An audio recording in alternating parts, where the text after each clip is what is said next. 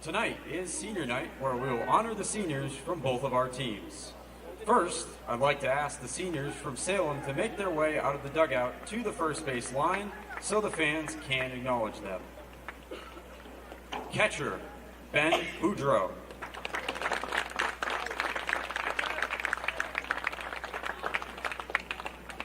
Pitcher, Chris Cornacchio. And first baseman, Dom Hammond. Thank you, Salem seniors. And now it's time to recognize your Keene High Blackbird baseball seniors. It's my pleasure to introduce to you our 6 seniors tonight, and we ask that you cheer them on as they take the field with their families. Our players will be introduced in alphabetical order of their family names. Let's begin with our first senior. Put your hands together for number 23, catcher Aiden Ferris. When not catching in the games, Aiden plays a critical role helping the Keene pitching staff prepare for their starts and appearances, working tirelessly to make sure all of Keene's arms are ready. At the dish, Aiden is a microwave, providing instant offense when his bat is needed, which is best highlighted by his walk-off RBI single against Brattleboro. Aiden will attend UNH in Durham, New Hampshire this fall, where he plans to study civil engineering. Aiden is joined on the field by his mother Kim and his father Chris. Please make some noise for our backstop, Aiden Ferris.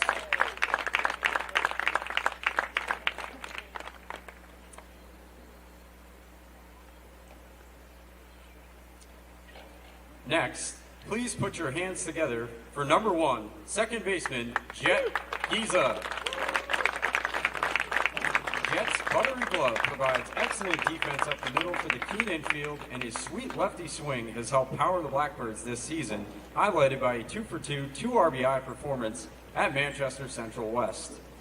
Jet will attend UMass Amherst in the fall, where he will study at the Stockbridge School of Agriculture. Jet is joined on the field by his mother Liz, sister Carly, and brother Tanner. Please make some noise for second baseman, Jet Giza.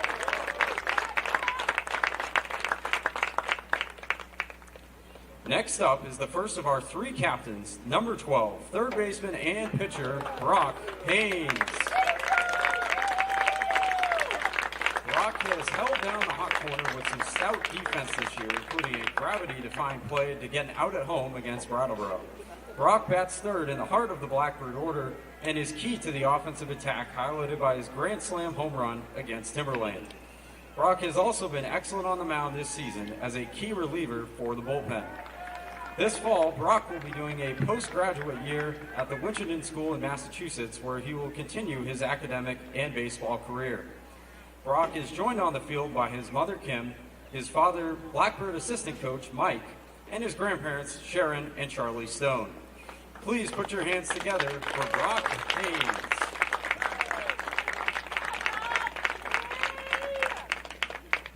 The next senior we'd like to introduce is our second Blackbird captain, number 21, pitcher and first baseman, Gavin Rigby. On the mound, Gavin is a key member of the formidable Blackbird rotation. In 6 starts, Rigby has thrown 5 complete games, including 2 shutouts. Rigby's 40 innings pitched has him tied for 4th among all starting pitchers in New Hampshire. At the dish, Rigby's double set up teammate Aiden Ferris' walk-off heroics against Brattleboro. This fall, Gavin will attend Swarthmore College in Pennsylvania, where he will continue his baseball career pitching for the Garnet and will study social sciences and humanities on a pre-law track. Gavin is joined on the field by his mother Lee, father Graham, and granddad Robert. Put your hands together for Gavin Rigby.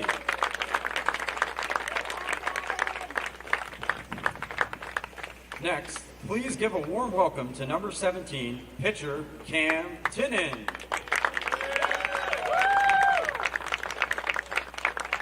Cam is a key starter in the excellent Blackbird rotation.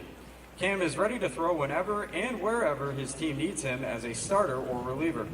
His versatility and excellence on the mound has paid off in a major way for Keene, as evidenced by Cam's 4 wins this season, which has him tied for 9th overall in the state among qualified pitchers. In the fall, Cam will attend NHTI Community College in Concord, New Hampshire, where he will continue his baseball career as a pitcher for the Lynx and pursue sports management as his major. Cam is joined on the field by his mother Becky, father Larry, sister Kendall, brother Colin, and grandfather Richard Willett. Let's make some noise for Cam Tinnen.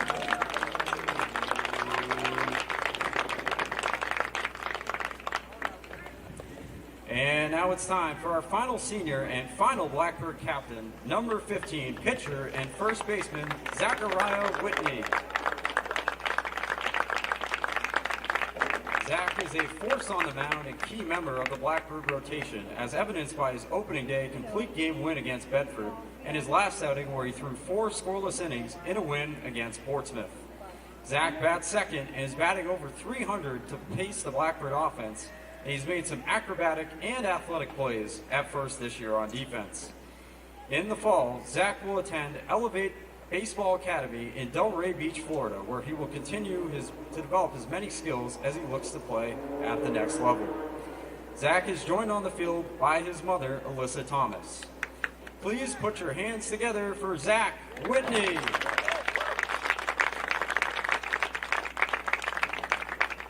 Ladies and gentlemen, one final big round of applause for our Keene High Blackbird seniors and their families.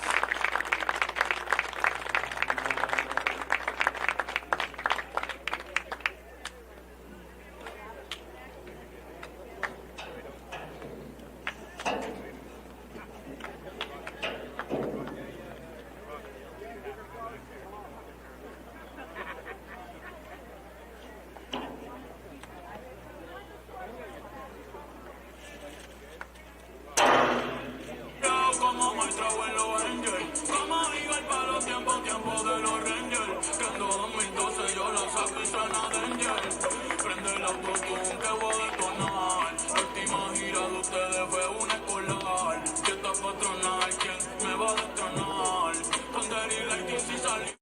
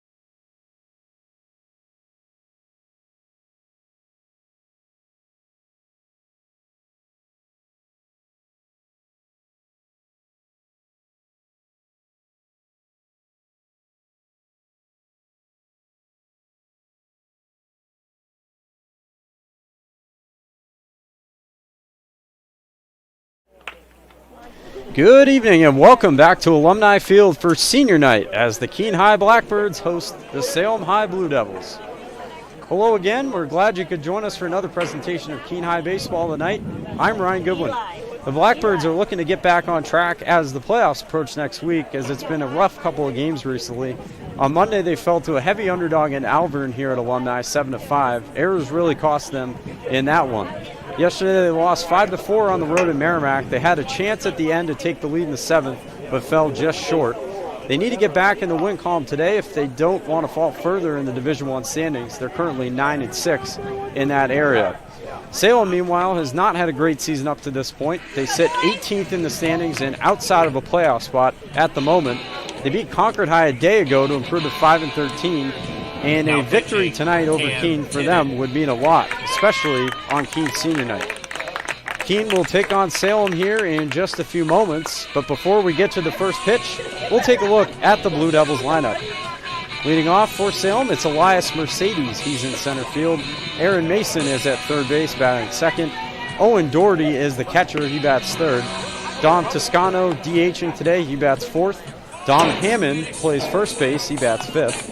Patrick Ross is at short. He bats sixth. Kyle Giarusso is in right field, batting seventh. Yvonne Colon is at second base. He bats eighth. And Ben LaGrasse plays left field, batting ninth. Opposing Salem on the hill today is Cam Tinnen. He's one of the seniors on this team. Pitched very well in Monday's loss to Alvern. 4 2/3 scoreless innings. He did allow a couple of inherited runners to score, but none were earned. And he also gave Keene a chance to come back and win, although they fell just a couple runs short.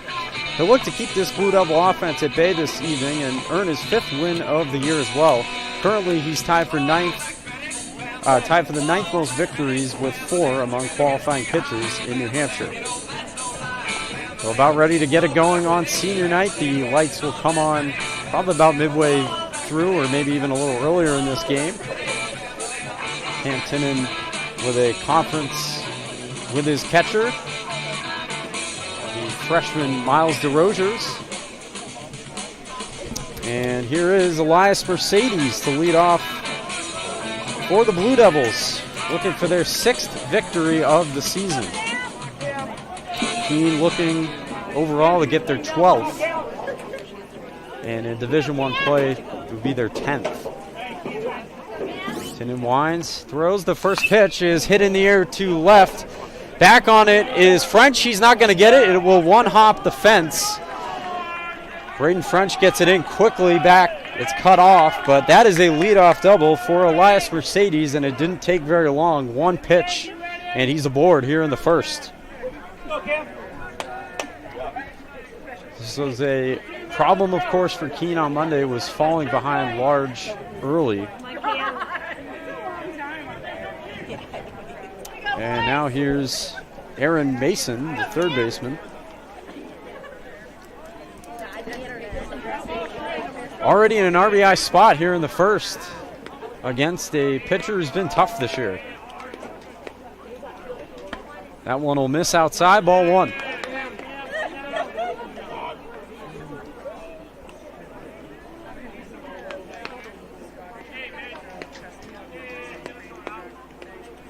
Keene rolling out essentially the same lineup as on Monday. That's strike one. Only change, they have Jet Giza, the senior, at second base. And Gavin Rigby is the DH today. It was Sean Callahan on Monday. But aside from the pitcher, the rest of the lineup the same. Count now runs to 2-1 on Mason.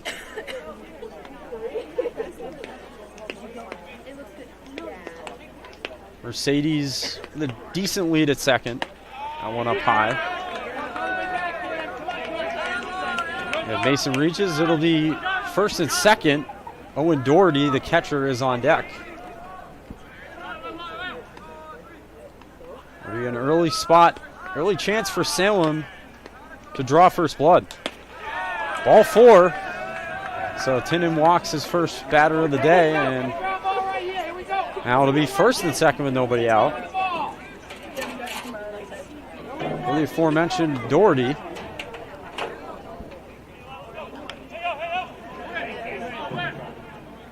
Salem won their game over Concord yesterday by a final of 7-6. As we mentioned, Keene fell to Merrimack on the road. That was a 5-4 final. Didn't mention the score in the pregame. And they ended the game with the bases loaded and 2 out.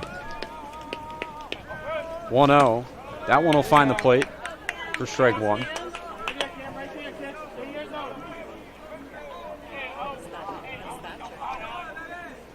A decent crowd on hand, of course, for senior night here tonight. Keene more on the left field side, the home side, as that one's blooped in the air to right. Over is Collington, and he makes the catch. Nicely done on the run. Tagging, though, is Mercedes. He'll get to third with no throw. So Mason stays put. Mercedes gets the third on the flyout from Doherty. Nice play, though, by Collington and in right. Of course, the brother of Cam, younger brother. Looked like that had a chance to get down for a little bloop single, but he was able to run it down. Now Dom Toscano, the DH. And batting in the cleanup spot tonight. Also one of 2 Doms on the team, and they're both batting consecutively as Dom Hammond, the first baseman's on deck. That one will miss, ball 2.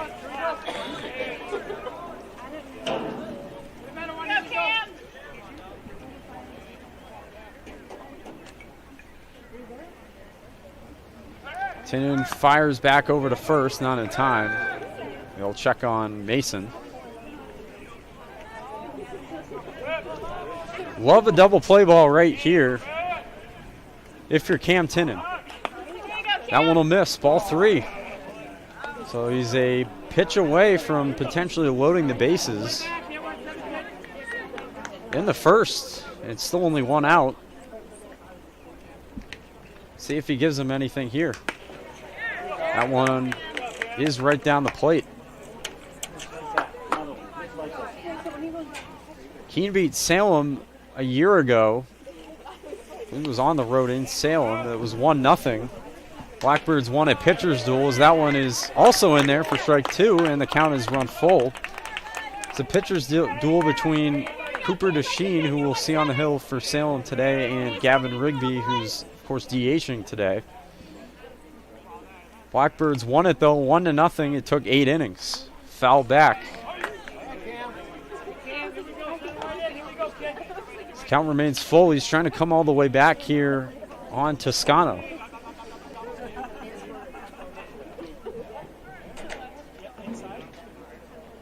It's like a big pitch early in the ball game for Tinnen. 3-2 is high for ball 4, and he's walked another man. That'll make it bases loaded and only 1 out for Hammond, Dom Hammond, in a prime RBI spot. Good news for Tinnen, though, is double play is still in order. Of course, now you can go to any base, but where he goes with it. Nice stop there by DeRozier's behind the plate. Prevented a run there. A couple balls went off his glove in that game earlier in the week against Alver, and it led to a few runs. So trying to rebound from Monday as that one's hit in the air to left. French looks like he's camped under it. He is, makes the catch. Mercedes runs well. He'll tag. And the Blue Devils are on the board first. It's 1-0 here in inning number 1. Elias Mercedes reached with a leadoff double. Comes home to score on the sac fly by Dom Hammond. So Patrick Ross will get a chance to hit this inning out of the 6 hole. And Tinnen looking to get out of it here with minimal damage. Outside.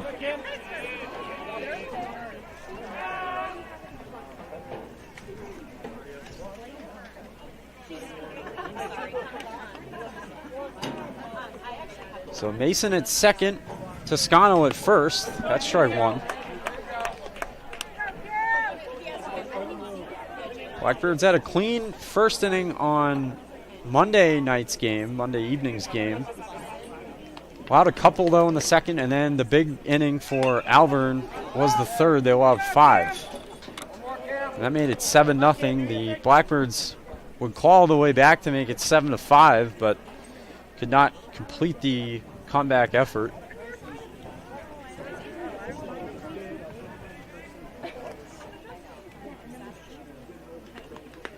Here's a 1-2 to Ross. Swing and a miss, strike 3. DeRosiers fires down to first to complete the K. So Cam Tennant gets out of it with minimal damage. He does allow a run, but they leave runners at first and second. We'll head to the bottom of the first. 1-0 Blue Devils on the Owls Media Network.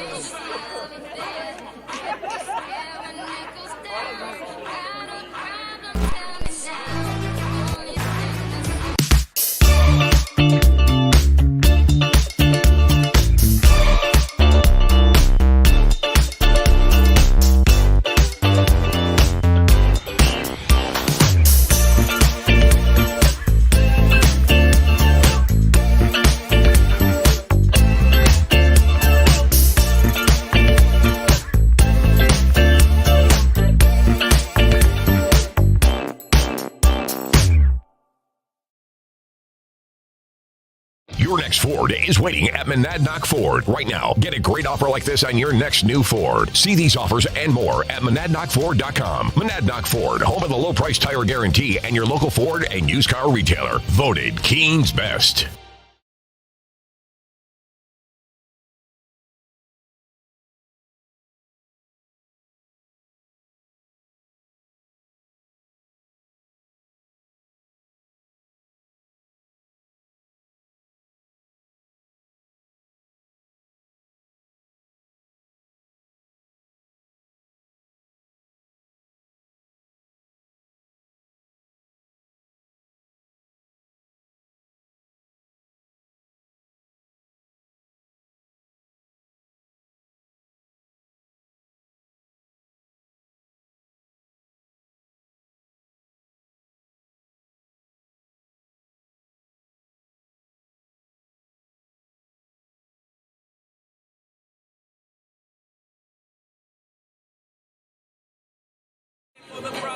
We'll get you the Blackbirds order here in the bottom of the first as they get ready to face Cooper DeSheen. Leading off is Fitch Hennessy in center. Zach Whitney bats second at first base. Brock Haynes is at third again, batting third. Gavin Rigby is the DH today, batting cleanup. Braden French in left field, bats fifth. Celeste Bergquist, the shortstop, bats sixth. Miles DeRosiers behind the dish, bats seventh. Colin Tinnen in right field, bats eighth. And Jet Giza, the second baseman, rounds out the order, batting ninth. So here is Fitch Hennessy standing in out a leadoff single on Monday's loss. And now facing a tough right-hander, Cooper DeSheen. Ball one. Underway in the bottom of the first. Blackbirds trying to claw back. They allowed a run in the first. But it could have been worse. The Blue Devils had the bases loaded, one out. And they got a sac fly to score a run. Not close there. And Hennessy has a good count to work with.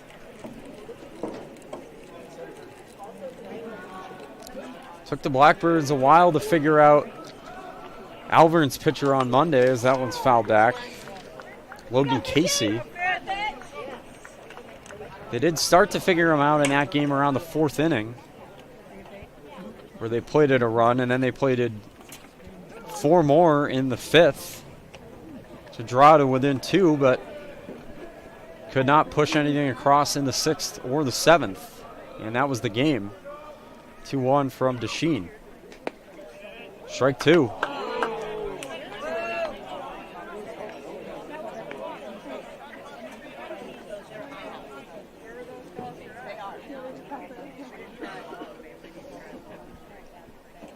Sheen with a look in.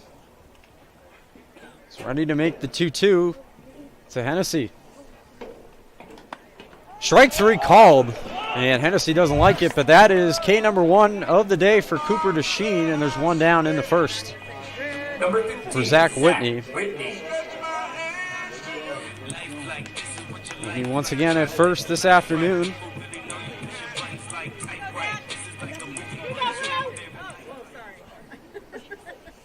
Looking to be the first Keene base runner this afternoon. That's in there for strike one. Keene fell behind Hennessy, but battled back after being down 2-0 to strike him out. Swing and a miss. Strike two. Winning a little late on that one. Keene this season has been overall good at home. They're 6-2 in the area. That's ball one. 6-2, but now 5-4 on the road. So it's been more and more their struggles have come. Somewhat what you would expect. That one's grounded to second. Cologne gathers, throws in time, and there's two gone. Brock Haynes gets a look now, stepping into the box as the Blackbirds have a little bat boy out there today.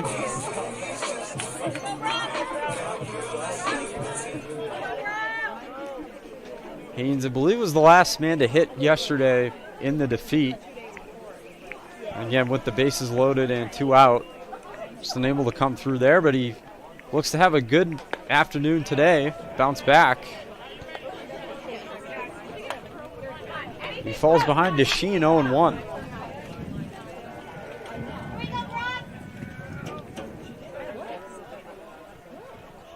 He's discussing something with the umpire there, and here's the 0-1. That's ball one. Trying to prevent a 1-2-3 first for the Salem right-hander, who will step off the mound here.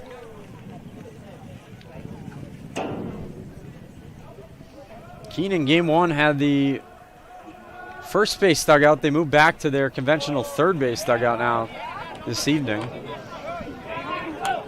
But the first base dugout is always the home dugout, at least when the Swamp Bats are here over the summer. Blackbirds, though, have typically used the third base one. The 1-2 is going to be hit. A fair ball down the left field line, a base hit. Two-out single for Brock Haynes. He's aboard. That keeps the inning alive for Gavin Rigby. Number 21, Gavin Rigby. Is the DH in tonight's game. Good piece of two-strike hitting there from Haynes he's able to reach.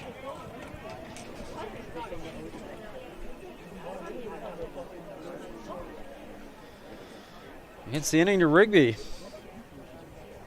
Let's see if they'll have Haynes try to get a jump here. That's ball one.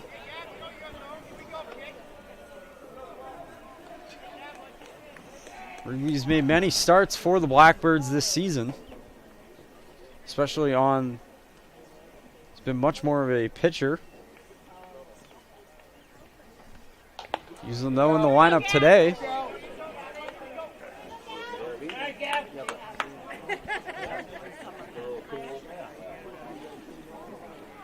And we'll go to Swarthmore College in Pennsylvania in the fall, where we'll continue baseball there.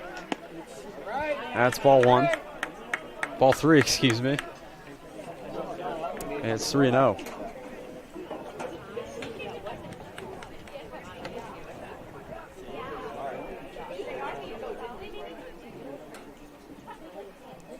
Sheens has not fallen behind like this often. That's strike one. He fell behind 2-0 to Fitch Hennessy to lead off the inning, but battle right back to get him looking for his first strikeout of the afternoon. 3-1. Not close. That's in the dirt. Ball four. So a little two-out opportunity here for the Blackbirds. Haynes reaches second now, and Rigby down to first for Braden French, the left fielder. In a prime RBI spot here. Although there were two outs, they've rallied. Try to see if he can at least tie the game right here. was looking pretty grim with the first couple hitters against Keene, but last couple have reached. And that one runs in and it hits him.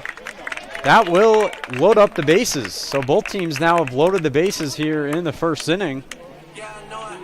Number 9, Solis. And now Solis Bergquist will have a chance right here. Certainly a base hit could probably score 2. At the very least, he'd tie the game, though.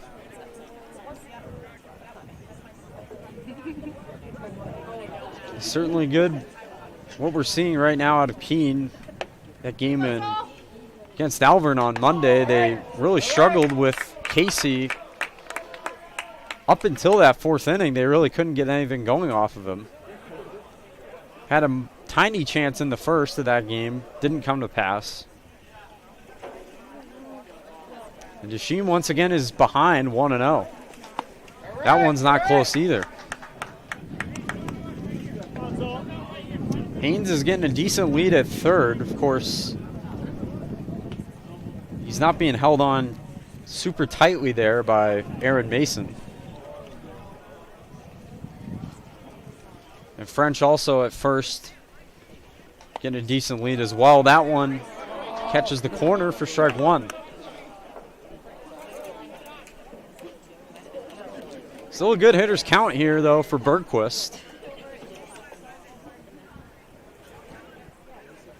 As Keene readies and fires. That's strike 2, and he's battled it back to make it even.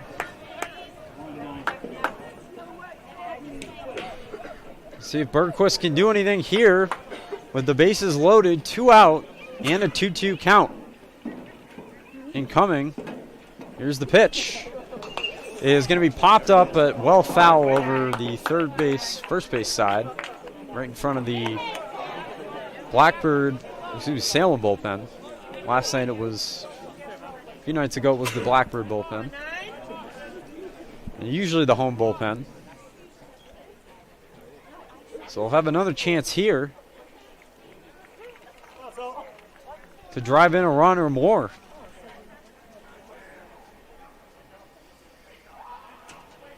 Here's another 2-2 from Keene. Outside ball 3, and the count runs full. 3-2 count coming here to Bergquist. Runners, of course, will be on the move with 2 away, and the bases loaded. So something in the gap here would certainly clear the bases. Keene with a 3-2 again. Fouled back. Good job there by Bergquist. That's a tough pitch. And he stays alive.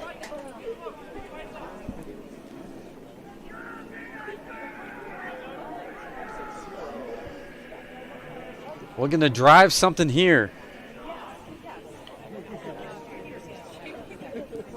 Keene with another look in.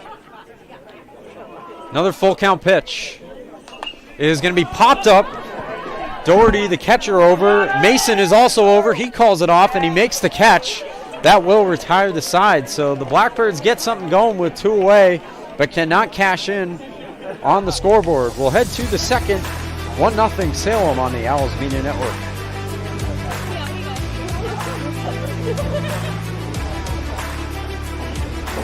At M&T Bank, we believe in the power of together. Together, we can help your business grow. Together, we can move communities forward while giving back. Together, we can help your family spend more time on what matters most. And together, we can achieve more than ever before.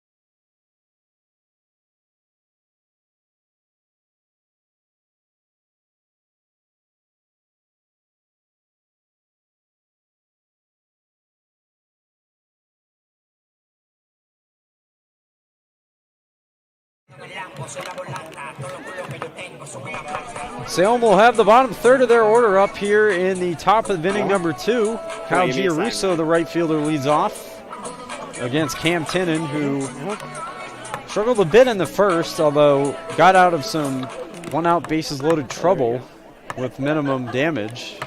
Just allowed the run. Certainly could have been a lot worse. First pitch is fouled off the umpire for strike 1. Let's see if this is better here. Tinnen looking to settle in more. If you can have a clean inning here. And it's going to be on the ground to third. Nice pick there by Haynes. Fires to first in time, 1 away. Good play there by Brock Haynes at third base. A little two-hopper and fields it cleanly for the first out. There's Yvonne Colon now, the second baseman. That should be better.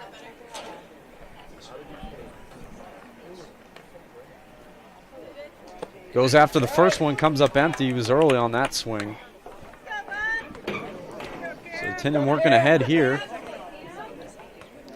Blackbirds had a good opportunity with the bases loaded and 2 outs, although all their base runners came with 2 out. And just couldn't cash in as Bergquist popped out in foul ground to end the inning. 1-1. Strike 2. Nice pitch there. Right over the plate. Probably fooled Cologne a bit. And a 1-2 from Tinnen. Strike 3 called. Beautifully done there by Cam Tinnen, and there's 2 down in the second.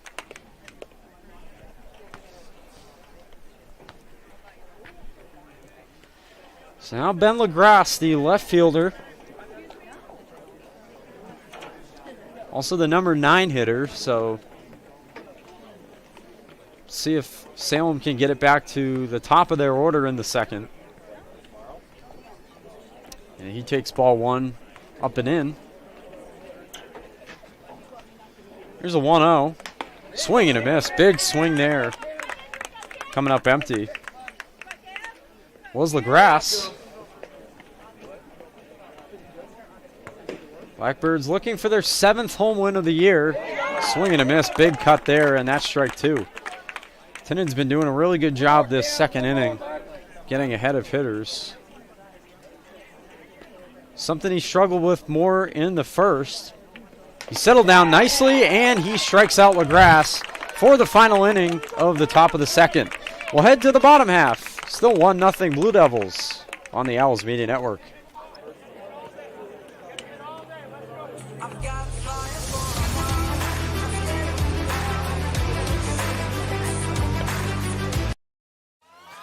All right, pay attention. Welcome to Fandom 101. We'll cover the tools of the trade from foam fingers in the wave to the super secret wave. How's that for a course description? Lesson 1, your game starts long before the opening whistle, so arrive prepared. 2, if something piques your interest, raise your hand. And 3, work in groups. NCAA championships. Attendance is encouraged. Passion is mandatory. Get your seats today at ncaa.com/tickets. Class dismissed.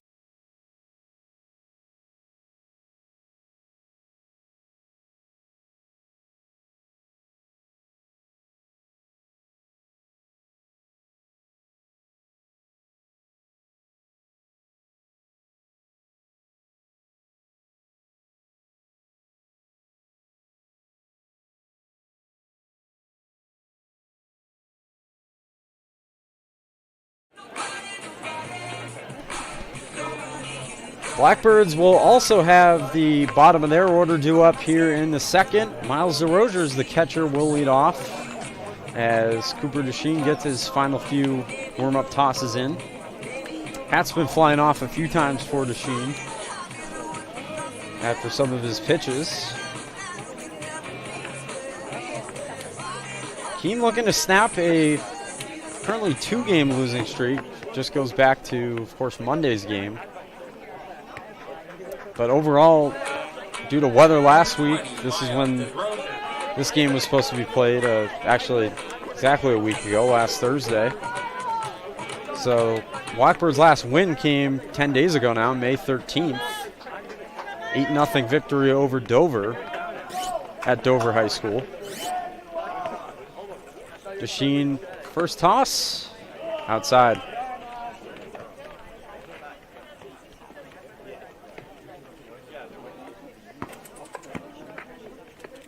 Rozier usually very sure behind the dish.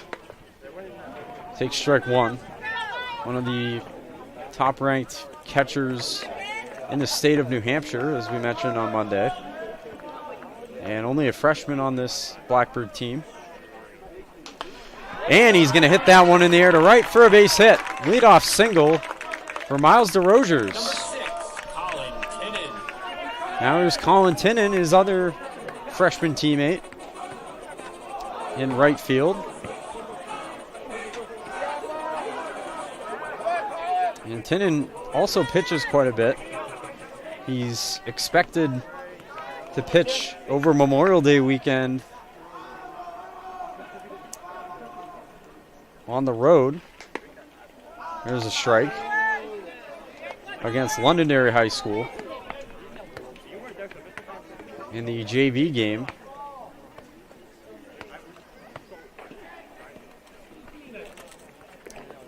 See if they'll send DeRosiers at any point. That's strike two. So Tinnen quickly behind 0-2. Of course, his brother also pitching, but not in the batting order. And the 0-2 for now will not be made as time is granted.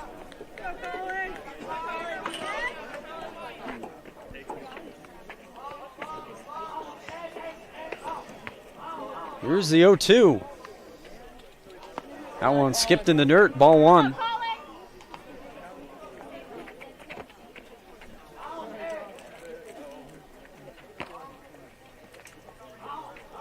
Salem 5-13.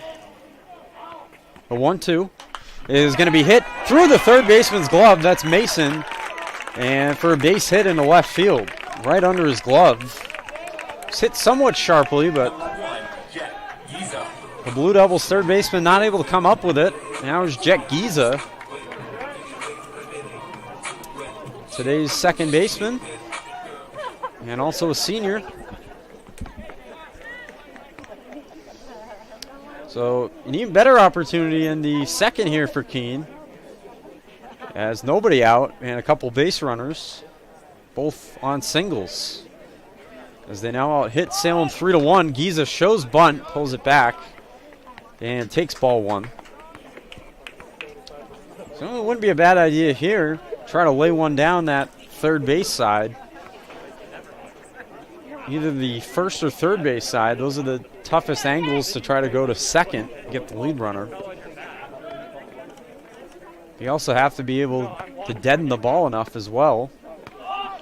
This time he does get it down, and that's going to work beautifully. Desheen fires and he throws it away. Getting knocked down was Giza. Scoring from third now is DeRosiers. As Giza gets back up, he's okay, but a wild throw from Desheen, and the Blackbirds have tied it at 1. Just make sure Giza's all right. So Keene has quickly evened it in the bottom of the second. Number 3, Salem wants interference at first base. But that ball was also getting away. It wouldn't have been caught by Hammond. So back to the top of Keene's order for Fitch Hennessy. Called out on strikes last inning against Desheen, but now he's got some base runners here in the second. Runner goes at first. They're going to wisely hold as Giza will steal second. Probably a wise decision there from Doherty behind the dish, in case they try to send Tinnen from third with the double steal. 1-0 is going to be chopped to the shortstop Ross. He'll throw to first in time. but a run does score as Tinnen comes home. And it's 2-1 Blackbirds now. Giza stays put at second. RBI ground out from Fitch Hennessy. So the Blackbirds have their first lead at home this week. It's 2-1. And on senior night, Zach Whitney stands in.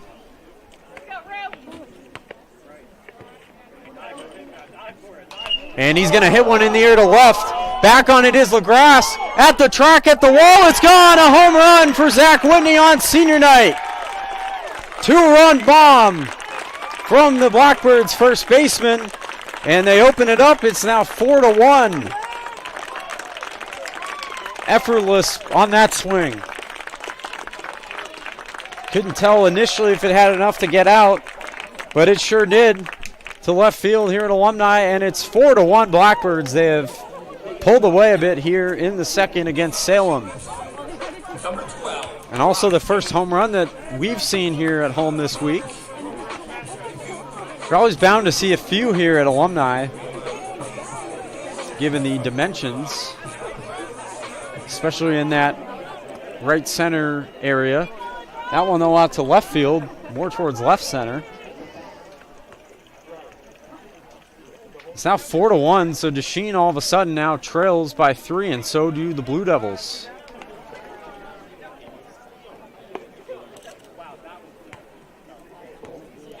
Back to Brock Haynes. Single last inning. He fouls that one back. It's even the count. Single that got the 2-out sort of rally going for the Blackbirds. They couldn't cash in anything, but did load the bases with a couple out. Salem now has action going in their bullpen. Out in right field. So nobody on. 1 out, 1-1 count, but 4 runs already in for Keene. That'll be strike 2. It was a 2-strike count his last at bat that he got the base hit. He guided into left field.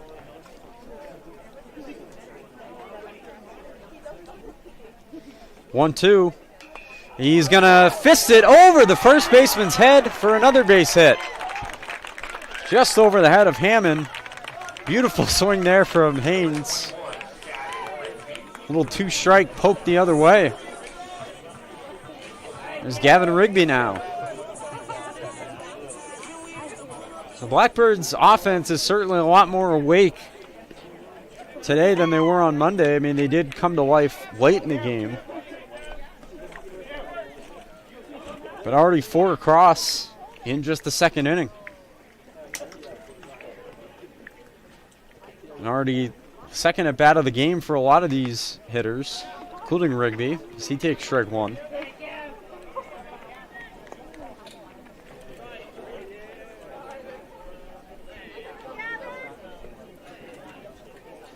So Desheen was tough against Keene last year, but not so much early on this year, as he fouls that one back quickly behind 0-2.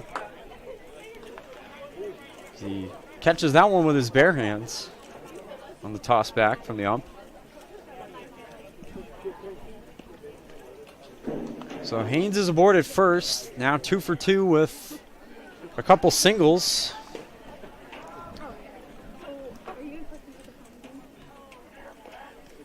And the 0-2, Rigby reached in the first on a walk. The 0-2 is going to be hit in the air to left. LaGrasse back on it. This time he makes the catch for the second out. Good contact there for Rigby, just nothing to show for it.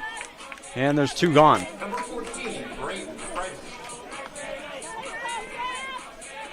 Braden French now hit by a pitch last inning in his first AB. And that was what loaded the bases for Keene.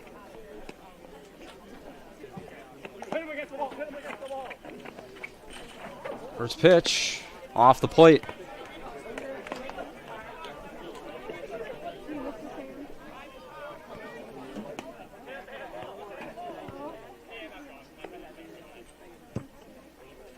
1-0 from Keene.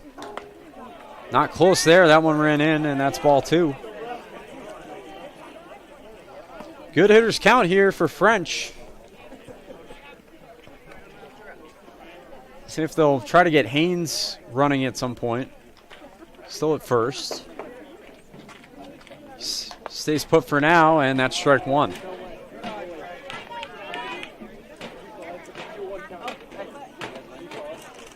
Number 25, don't know right now who that is, but number 25 for Salem is warming up in left. As Keene tosses back to first to no avail.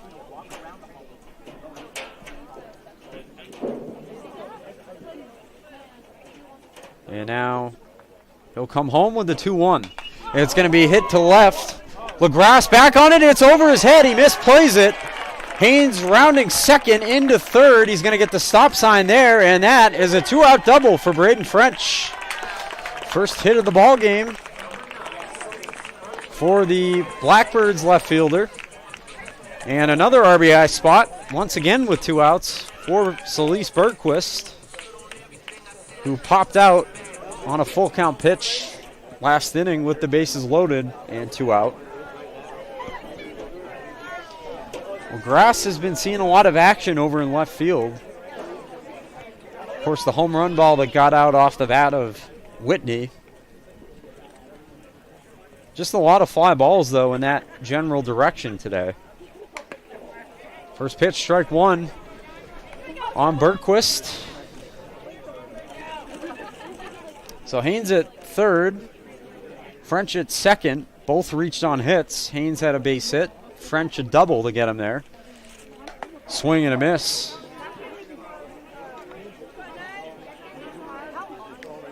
So Keene a pitch away from getting out of it, but the damage has very much been done. He's allowed 4 runs. Also now 5 Blackbird hits in the game. 0-2 is fisted off to third. Nice play by Coach Ryan Bowden at third of the Blackbirds.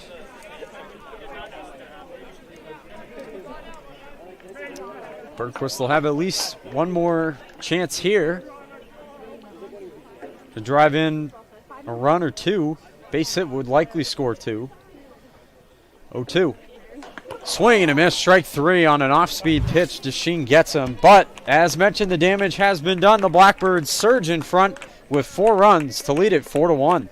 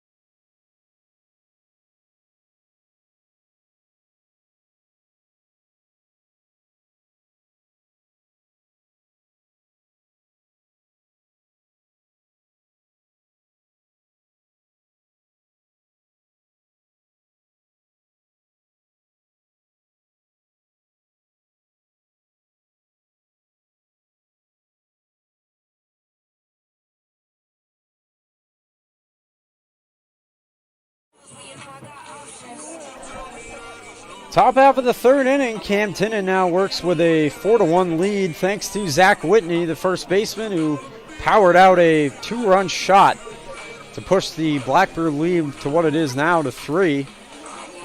And Tinnen will work with the top of the order in Elias Mercedes, who reached on a leadoff double in the first inning. Second look at Tinnen. Goes after the first one here, fists it off, foul down the third base side.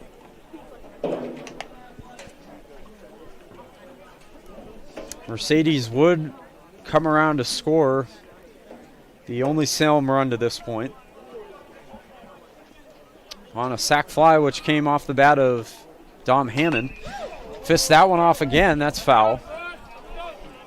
That one was more of a rocket, but finds the foul ground in left field. And it's quickly 0-2. Tinnin a decent cushion now to work with.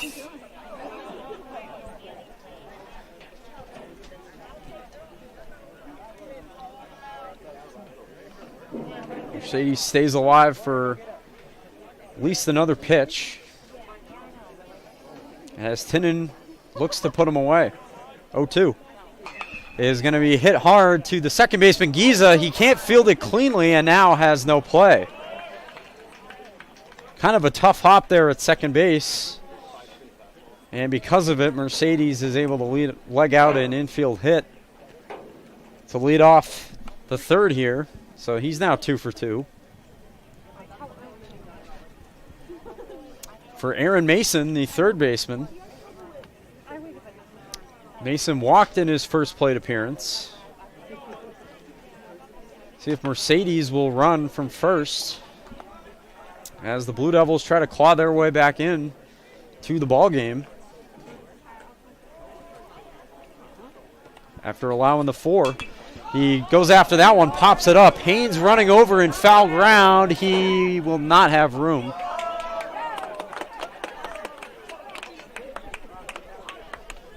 And that's strike 1. Just ran out of room there over by the third base fence in foul territory.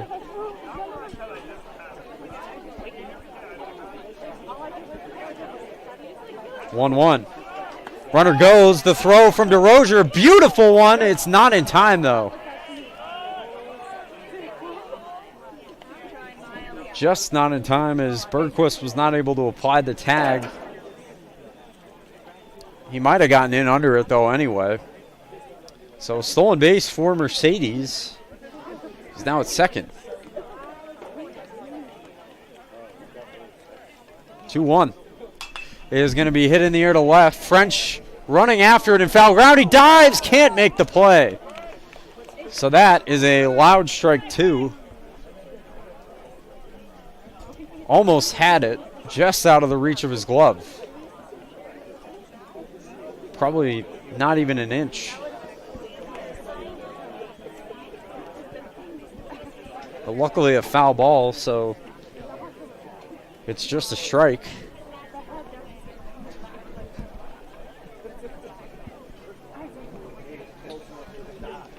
And now Tinnin going for another strikeout here. He has 3 already in the game, looking for number 4. Trying to keep Mercedes at least at second in hopes of keeping a run off the board this inning. Lights now have begun to come on. That one skipped in the dirt. It gets away from DeRozier's, and the runner, Mercedes, is going to move up to third with nobody out. That'll also make it a full count. Tough ball to keep in front of you for DeRozier's there. It took a pretty big hop in the dirt. Now full count pitch.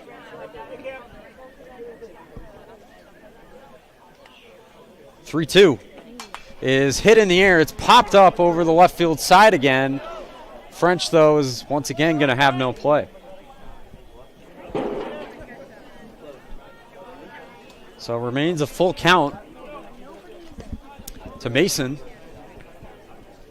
Owen Doherty, the catcher, is on deck.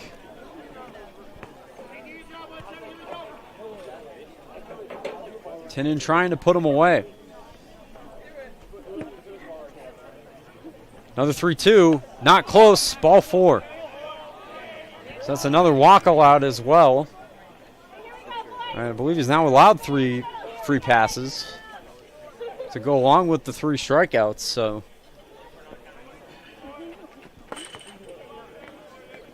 Control has been somewhat of a struggle early on, although he had a very nice second inning where he got him 1-2-3. That one's fisted in the air to right field. Nice catch there by Giza on the run. What a play by the senior Jet Giza, making the catch and in the process saving a run. That looked like it was a bloop single off the bat, but now there's one away, as Mercedes also had to play off the bag at third, so now he had to get back, could not try to advance. For Dom Toscano now, who looks at ball one. And Toscano reached on a walk, one of the 3 issued in the first, which at the time loaded the bases. That's strike 1.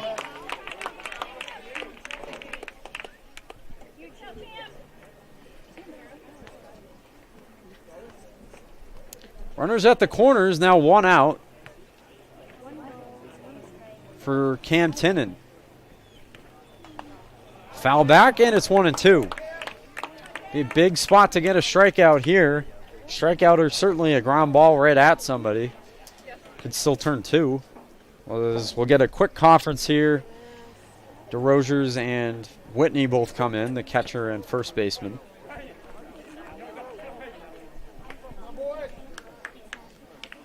And now they'll depart.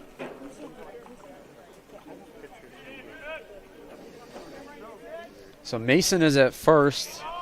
Elias Mercedes at third. And Tinnen fires a 1-2. It's skipped in the dirt and it gets through. That will bring home another Salem run. It's now 4-2, the lead cut in half. As Mercedes comes in. Mason goes down to second as well. There's a wild pitch likely from Cam Tinnen. And the count now even at 2-2.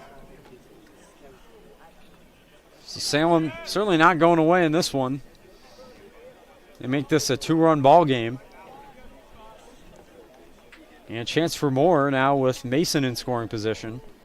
Strike 3 called, though, as he'll ring up Toscano on strikes. And there's 2 away, the 4th K of the day now for Tinnen. And there's Dom Hammond, who has the lone RBI today, actually, for Salem. Back in the first on a sacrifice fly. And he goes after the first one, hits it in the air to right. That is going to get down and in the gap. It'll one-hop the wall. Getting it in quickly is the center fielder Hennessy, but that'll make it 4-3. Another run comes in to score for Salem, and it's a 1-run ball game. RBI double for Dom Hammond, who now has 2 RBIs today. The third one just scored on not on a run batted in, but on a wild pitch. So now Patrick Ross in a spot where all of a sudden the Blue Devils can tie it right back up. Goes after the first one, pops it up. DeRozier's looking for it. He has no play.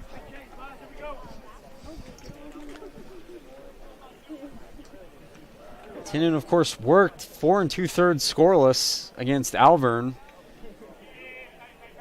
just a few days ago on Monday in the defeat, but didn't allow any runs to score. And that one's going to get by DeRozier's.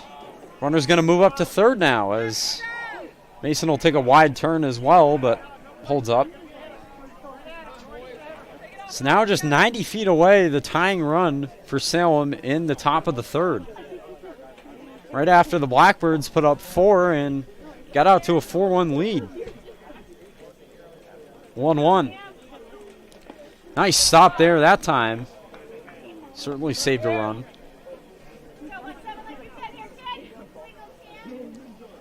Jones been throwing, would seem like some off-speed stuff that's been skipping quite a bit. In the dirt, that one's going to be ripped right at Haynes, and that's the inning. Perfect placement there for Brock Haynes. We'll head to the bottom half of the third inning. The Blue Devils get right in it. It's now 4-3 on the Owls Media Network.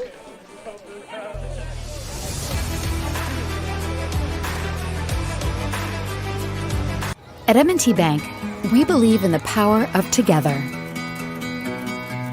Together, we can help your business grow. Together, we can move communities forward while giving back. Together, we can help your family spend more time on what matters most. And together, we can achieve more than ever before.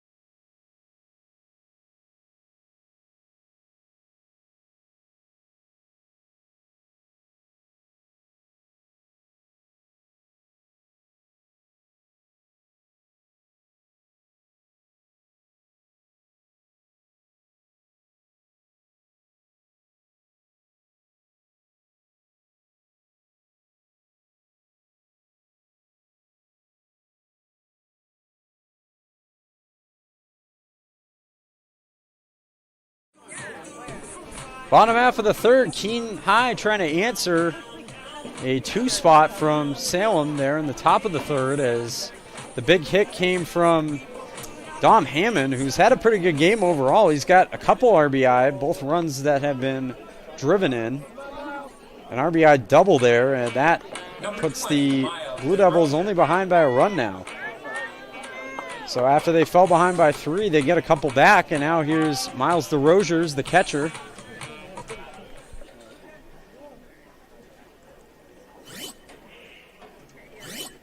To lead it off in the bottom half. He led off the bottom of the second as well and got that run going for Keene. So they very nearly batted around last inning. 1-0 is outside ball 2. And it all started with a little base hit into the right field for DeRosiers. 2-0 from DeSheen, who remains in the game. He fouls it back. And currently Salem has nobody going in the bullpen, so he likely is in this thing for a little while longer at the very least. 2-1. Outside ball 3, down and low.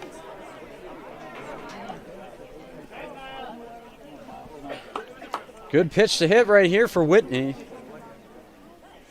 Or DeRosiers, excuse me, trying to get to 2-2. And he's going to ground one right to the shortstop, and he has trouble with it. That's a base hit, I would think. Ross couldn't handle it cleanly. It was kind of a tough play, though. DeRosiers runs pretty well, and it was hit fairly softly to where he could maybe beat out the throw. So now Collington with a runner at first and nobody out. Third inning starts the same way it began in the second for the Owls with a base hit. Strike 1.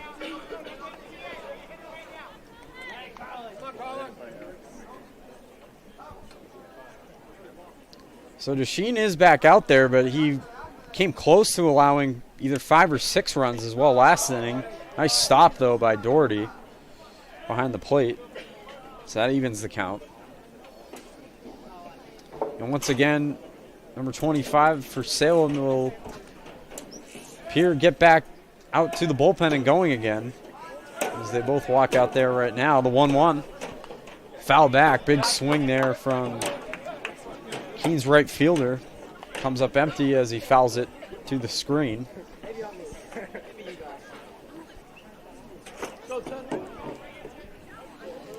Close ball game here in the third. 4-3 Blackbirds.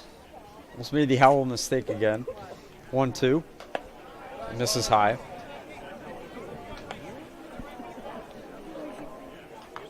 And a generally great night for baseball. Fairly comfortable. Temps got to the low 80s today and now probably in the high 70s at about 7:30 as that one misses inside. Full count. Couldn't ask really for a better night for senior night here. Last week it was canceled due to rain. Salem dugout, Keene High dugout, getting pumped. And a 3-2 from DeSheen will not be made as Keene is granted time. We'll see if DeRozers will be off and running on a 3-2 pitch. Here it is. He doesn't go. The swing and a miss. Strike 3. Keene can't catch up to that one, and there's one gone. Number 1, Jet Giza. So here is Jet Giza.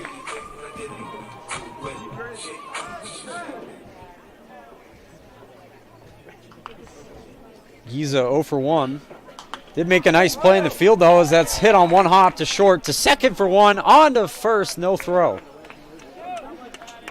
No throws made. They get the lead runner, DeRozers, at second, as Ross able to field it on a hop. So Giza's aboard now on the fielder's choice.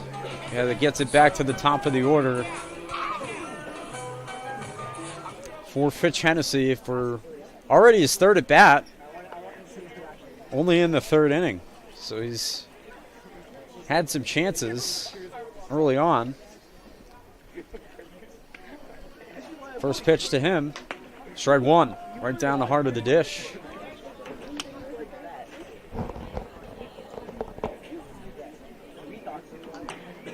So Giza aboard at first. Owls had a lead up. Blackbirds had a leadoff runner. Good stop again by Doherty. He's had a good day behind the plate in the early going.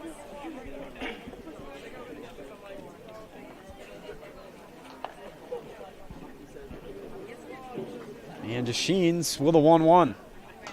Is going to be hit in the air to the right center gap. It'll fall for a base hit. Rounding third, or second and heading for third is Giza. He gets there safely. So runners now at the corners on the 2-out single for Fitch Hennessy.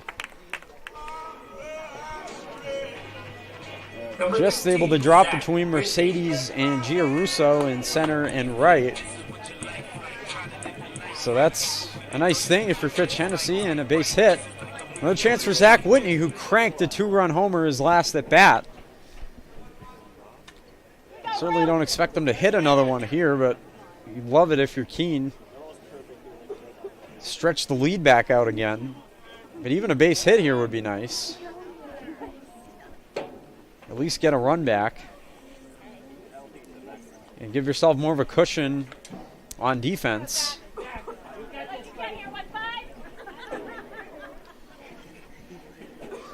See if DeSheen throws him anything good here.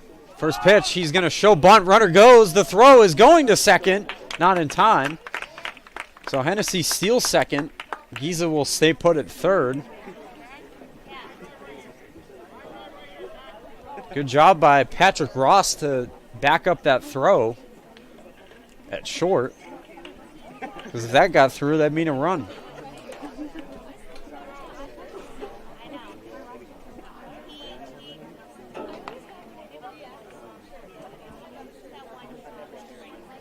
That was a strike on Whitney, so it's now 0-1. Here's the pitch. And he cranks that one in the air to center. Back on it goes Mercedes. He's looking up. It's gone again. Another home run for Zach Whitney. That's 2 tonight on senior night. And the Blackbirds have broken it back open. It's now 7-3. Wow, how about that for Zach Whitney? Have a night. As he gets the love from his teammates crossing home plate. It's now 2 on the evening, both off DeSheens, and now 7 earned runs have been allowed. Number 12, Brock Haynes. Now is Brock Haynes. So almost the same story as an inning ago. For Salem on defense and for Keene on the other side.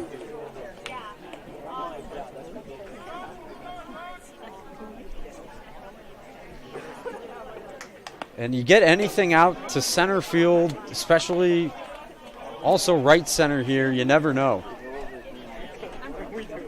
The ball will fly out of this ballpark. Not close to 300 feet. I don't know exactly the dead center. That was about dead center where he hit it. And into the bushes there.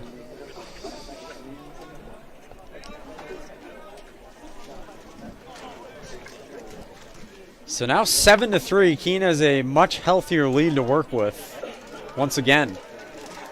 Their biggest lead also of the night. Salem gets 2. They answer back with 3 in the bottom of the third. Hit sharply on the ground, but foul down the third base side. And now a 1-2 count to Haynes.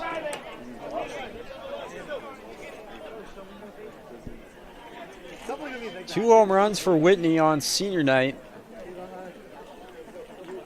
And certainly he'll have more at bats in this one. 1-2. Nice take there by Haynes. Yes, he didn't go, says the first base umpire.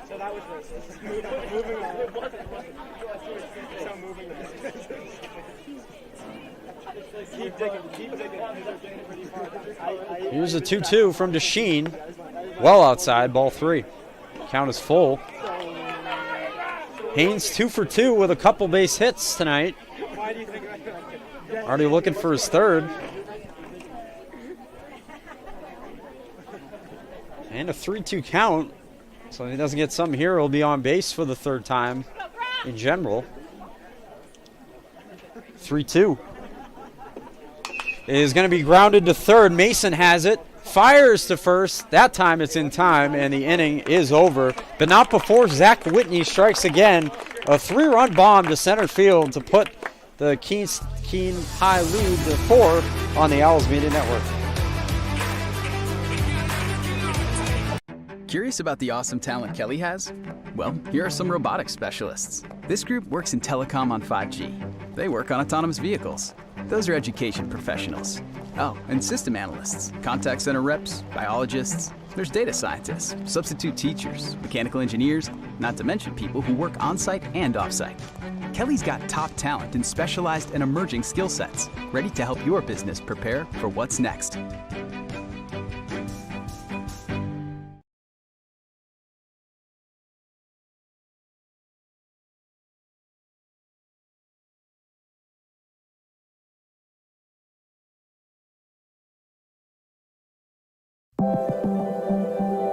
Proportion to me is the lived experience of our Division III student athletes. They balance life.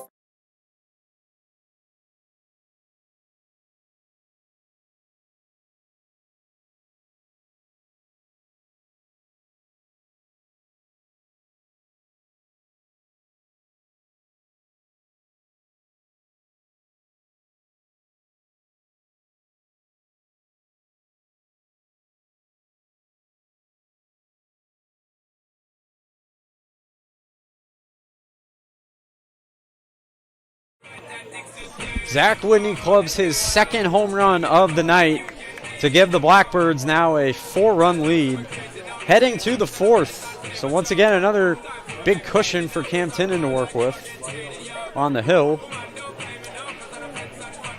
as Salem gets ready to hit here in the top of inning number 4.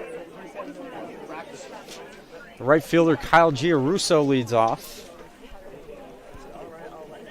And just an absolutely great night for Zach Whitney already. And, of course, still time in this ball game. He'll probably, well, definitely at least see one more AB, maybe even 2.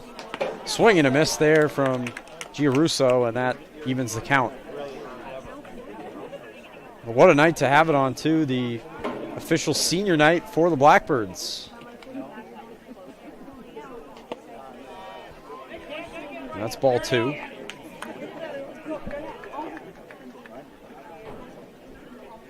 So that's now 5 runs, 5 of Keene's 7 runs driven in, all by Whitney.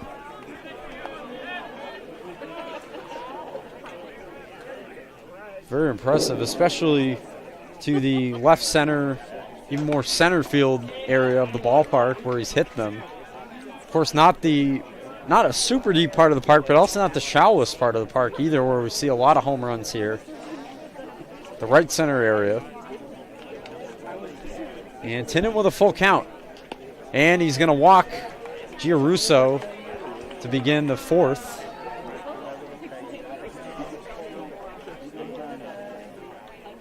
So now there's Yvonne Colon, second baseman. Mentioned with Salem, or we didn't mention it, but Salem, the alma mater of Keene State, current Keene center fielder Tommy Ehlers, who has been elected to the third-team LEC All-Conference team, second straight year after his sophomore season this year. That one stopped nicely by DeRozier's, ball one. Ehlers this year, 316 with 4 home runs out of the leadoff hitting spot for Keene.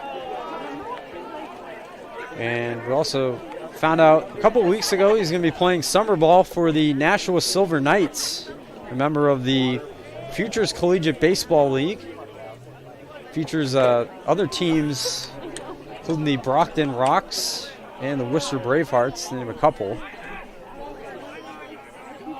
But they play their home games in Nashua, of course, at historic Holman Stadium, which opened all the way back in 1937 and was renovated in the early 2000s as well. But it's hosted some pretty famous people. It's once was the home of a Dodger farm team. Throwback to first, not in time.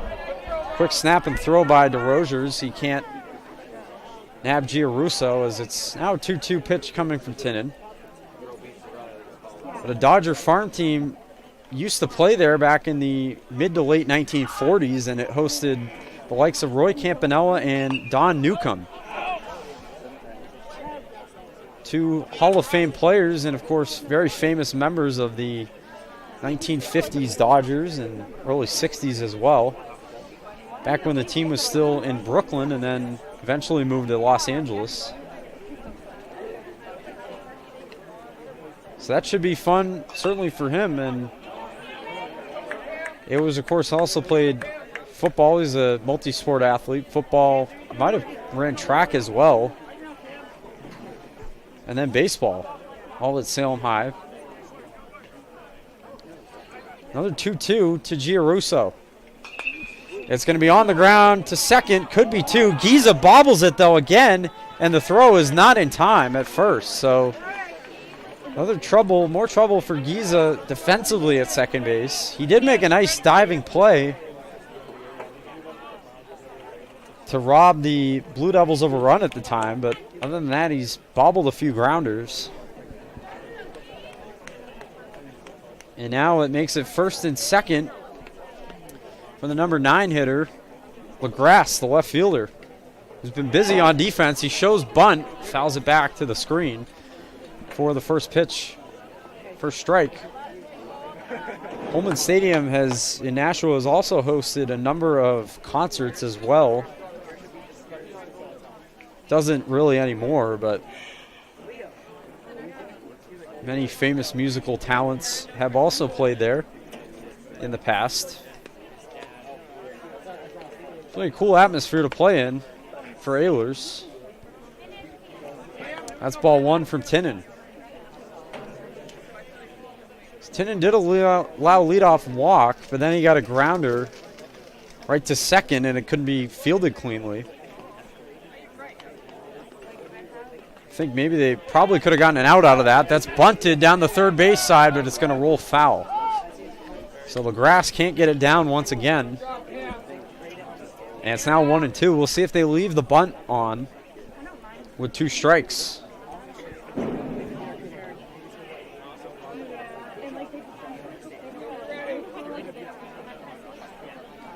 But there's some great historic parks in the New England, in that region of New England between Manchester and Nashua.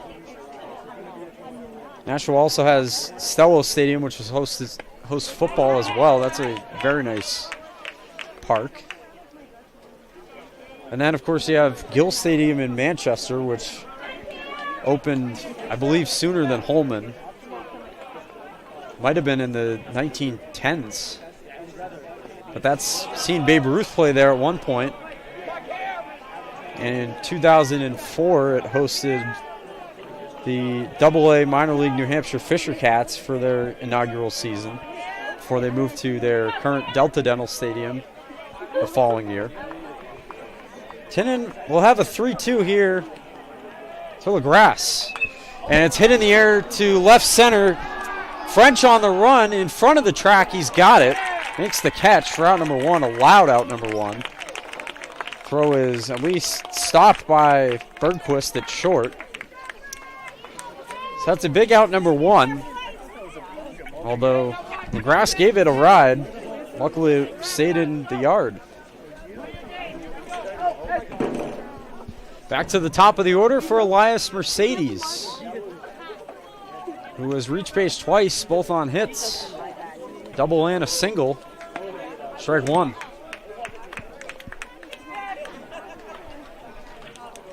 And an RBI spot here for Salem to get at least another run back.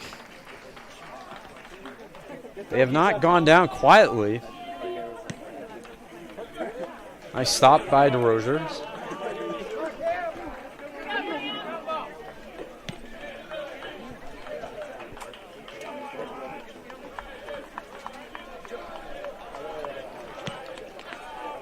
Another pitch, swing and a miss. Mercedes out in front of that one.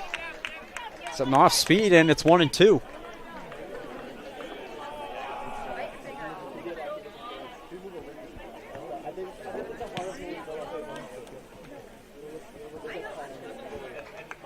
Runners at first and second.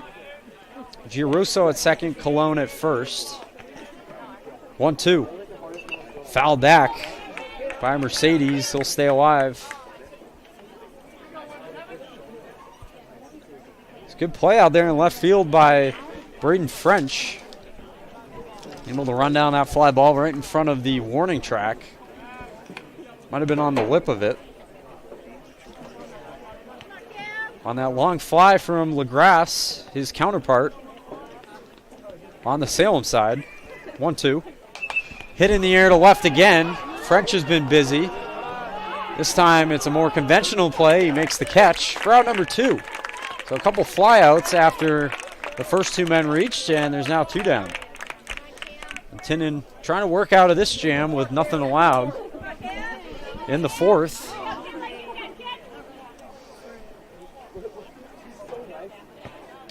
Aaron Mason now will have the duty of trying to knock in a run for the Blue Devils. First pitch, upstairs.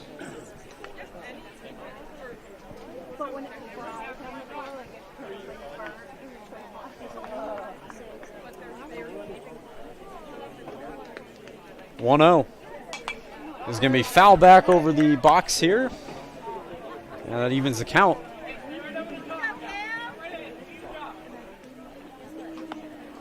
It's really the first true kind of under the lights game this season for the Blackbirds. I mean, it always is senior night. We certainly have, as mentioned before, we certainly have great weather for it. There's been virtually no chance of any weather today, as that one's going to be hit hard. Caught at first base by Whitney. He's doing it all today. Beautiful catch to end the inning. So no runs come across in the end for the Blue Devils. Bottom of the 4th coming up, still 7-3 Blackbirds.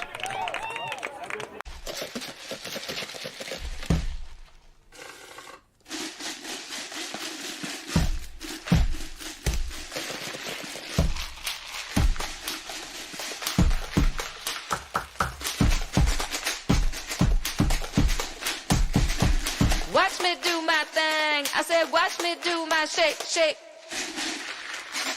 Woo! Watch me do my thing. I said, watch me do my shake, shake.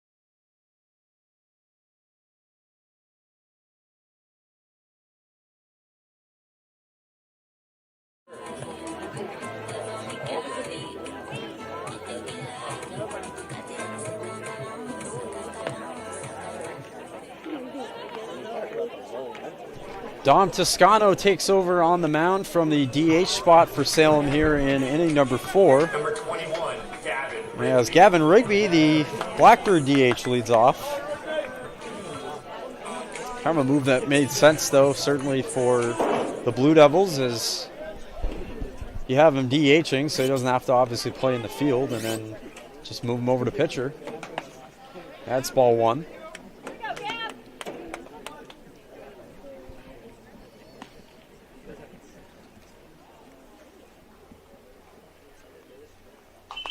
Rigby goes after the second pitch, pops it up. Over is the first baseman. He'll make the catch. Nice play there by Hammond. There's one away. The other Dom Hammond. Number 14, Braden French. And now Braden French. He's made some nice plays in the field today for the Blackbirds. To the middle innings now. I'm starting to get to the later innings. That's strike 1. Of course, you only play 7. The 4th inning is effectively like the 5th or 6th. The 0-1.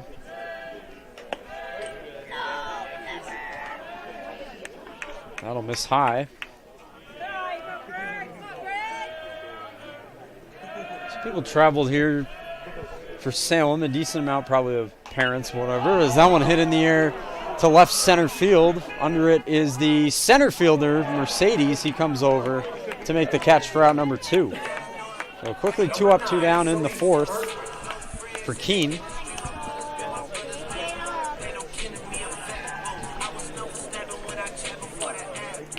Elise Bergquist now for his first knock of the game. He's yet to join in on the Keene hit parade. They have 7 hits with the 7 runs scoring. Big swing and a miss for strike 1. He popped up in his first at bat in foul ground and struck out his second at bat. Little off-speed pitch there. It's going to be grounded to third. Mason fires in time, and a 1-2-3 for Don Toscano in the 4th. We'll head to the 5th. Blackbirds still in charge on the Owls Media Network. At M&T Bank, we believe in the power of together. Together, we can help your business grow. Together, we can move communities forward while giving back. Together, we can help your family spend more time on what matters most. And together, we can achieve more than ever before.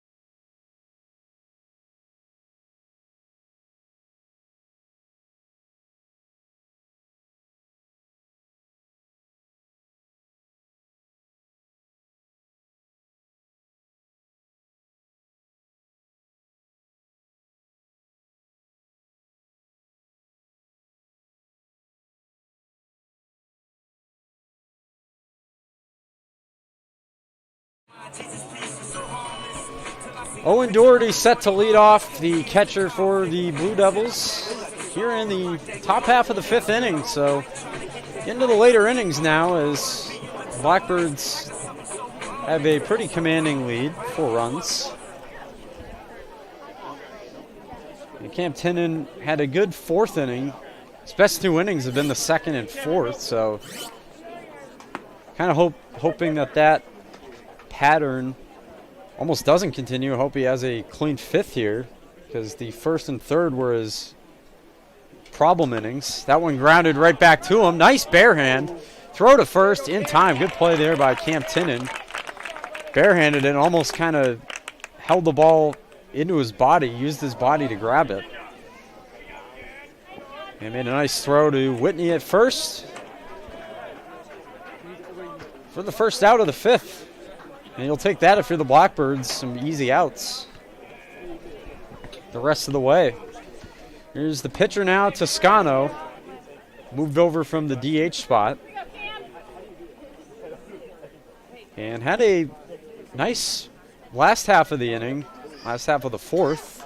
Big swing there, and he comes up empty. But retired the Blackbirds in order.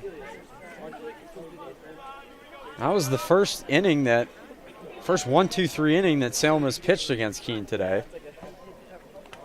Blackbirds have at least had a base runner every inning, as that one grounded foul, and it's 1-2.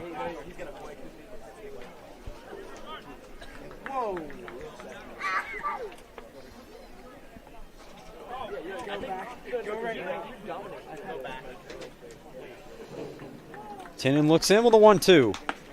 Looked pretty good, but apparently it ran inside, and that's ball 2.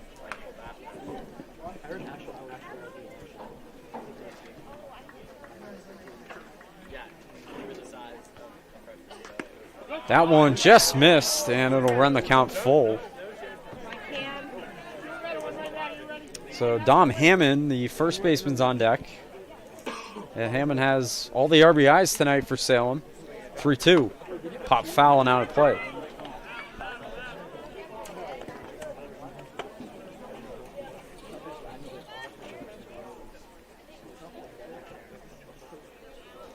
Hammond with a sac fly and then an RBI double.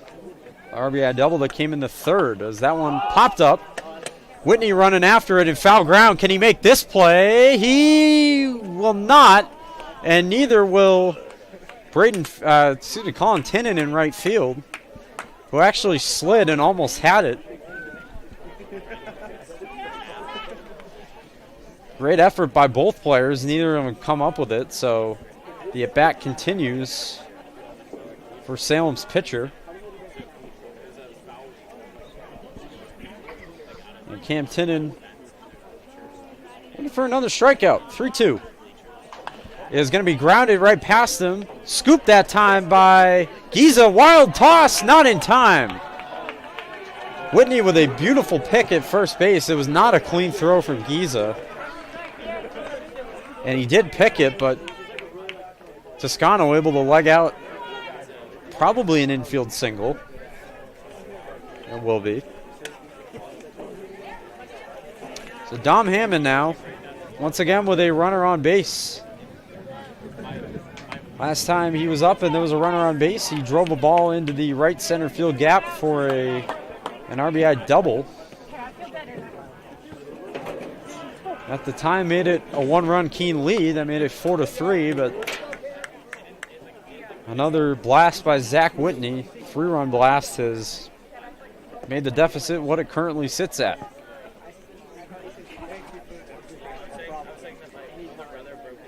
A 1-1. Big swing, and he comes up with nothing for strike 2.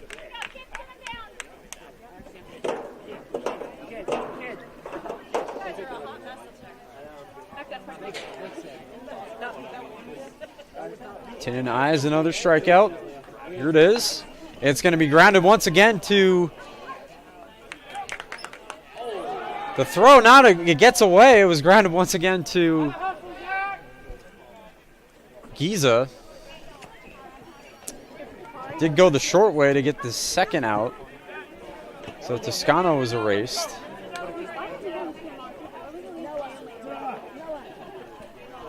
And now there's 2 down.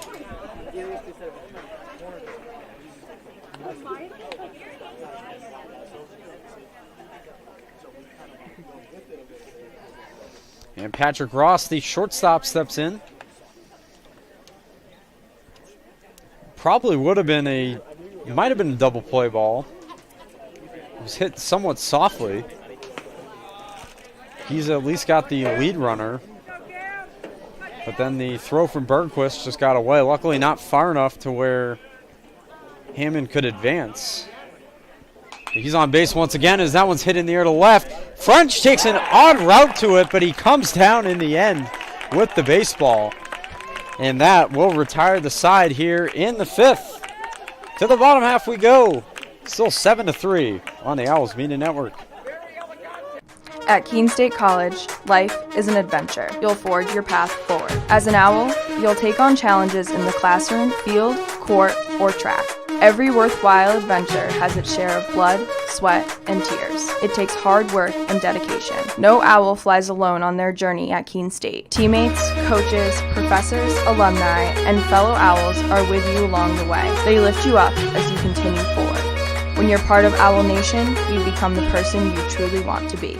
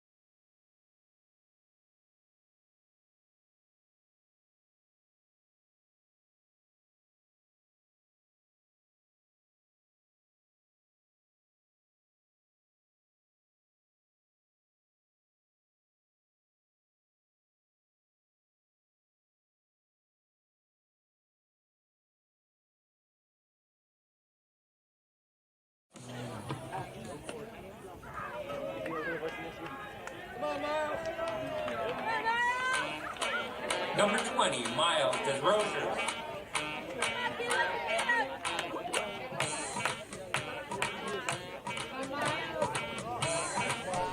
Miles DeRosiers leads off the bottom of the 4th against Dom Toscano. And he looks at ball 1. If you saw the score of the game, I think maybe it's a game in September, maybe a football game, 7-3, but are playing baseball today as Blackbirds have a touchdown, the Blue Devils have a field goal, in those words. The Rogers quickly in front 2-0. That's ball 3.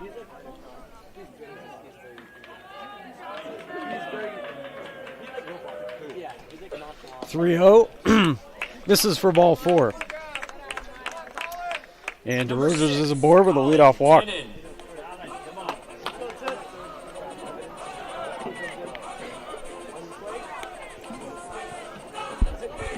So there's Colin Tinnon now. With a leadoff runner aboard on the 4-pitch walk from Toscano. That's strike 1.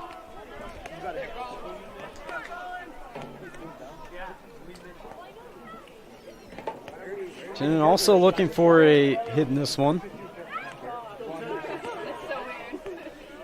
That one's going to be hit in the air to left. On the run at the fence. It's going to one-hop the fence. Yes, it one-hopped the fence. That is the longest single I maybe have ever seen, as having to hold up there was DeRosiers. It was a long run for LaGrasse, who's seen a lot of action in this game out in left for Salem. I thought for a second it got over the wall because it almost looked like, with the way the fencing is, you can't tell sometimes, but instead it's a very, very long single for Colin Tinnon. And now Jet Giza laid down a bunt at one point in this game, a great sacrifice, and then ended up reaching on an errant throw by the pitcher, DeSheen, at the time. He's got another spot to probably try to do that here, and he bluffs, takes ball 1. Dom Hammond is playing in at first base.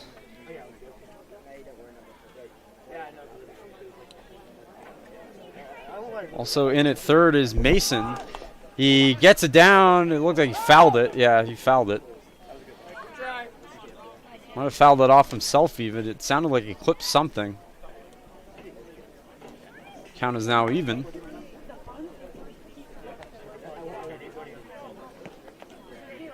So DeRozier's at second, Colin Tinnon at first.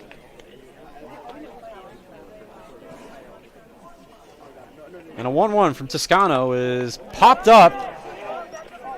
The center fielder, Mercedes, has it. And it's a fly out for out number 1. Number 3. So Giza's still looking for his first hit of this one. And back to the top of the order in Hennessy.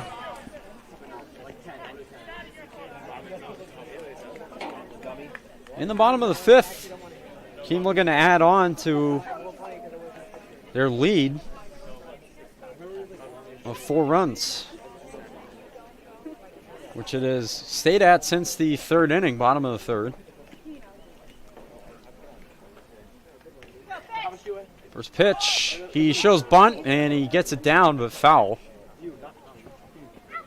So Blackbird's trying some more small ball here. Toscano and the umpire exchanging words real quick.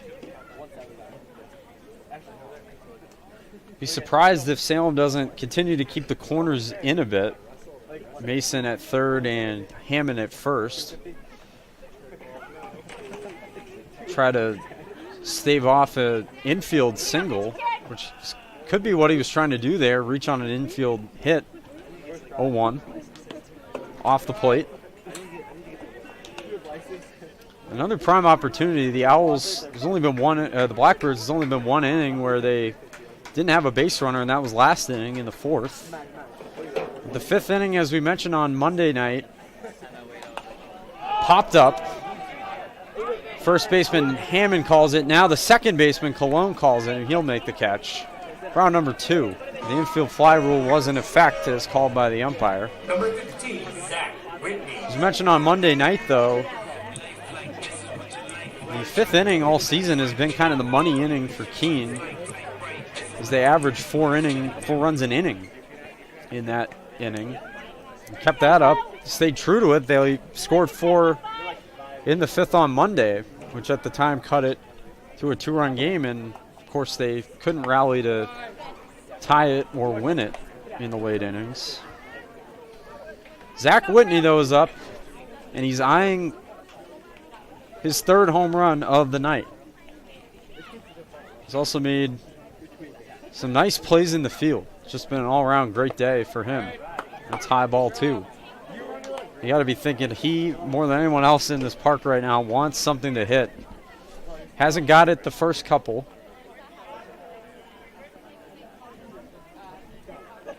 Next pitch, runner bluffs from second. That's strike 1.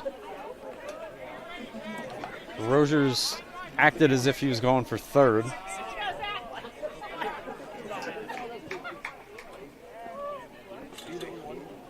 But Whitney also certainly knows he has 2 home runs in this game. It's going to be popped up, though, this time. The pitcher, Toscano, calls it. He's going to make the catch to end the inning. So, a couple base runners. The Blackbirds threaten, but they don't score. We head to the 6th. Keene's still on top in this one on the Owls Media Network.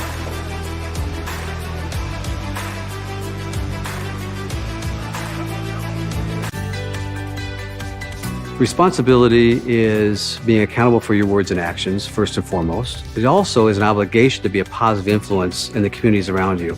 Being in a D3 program, you're going to have lots of different opportunities. You're not just an athlete, you're also involved in student life. Your academics are extremely important. We give a lot of our student athletes responsibilities right from the start by giving them leadership opportunities, by having them engage in the community, be a positive influence. That's being a responsible person.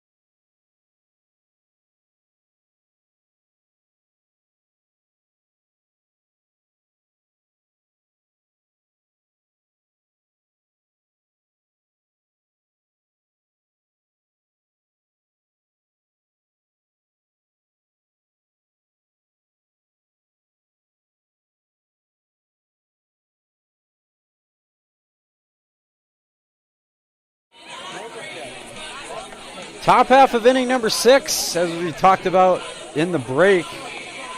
Kind of an inverse of the last game that we saw here on Monday, as Nolan Gillis now is in to pitch. Gillis, of course, got the start on Monday. Ended up getting the loss in the decision. But we saw Cam Tinnon relieve him, and now we see the opposite today. Gillis relieving Tinnon, who goes 5 innings and allows the 3 runs. For Salem, Kyle Giarrusso to lead off in the 6th. As Salem running out of outs here now. Blackbirds just 6 away from earning the victory on senior night. They've clung to a 7-3 lead ever since the 3rd inning.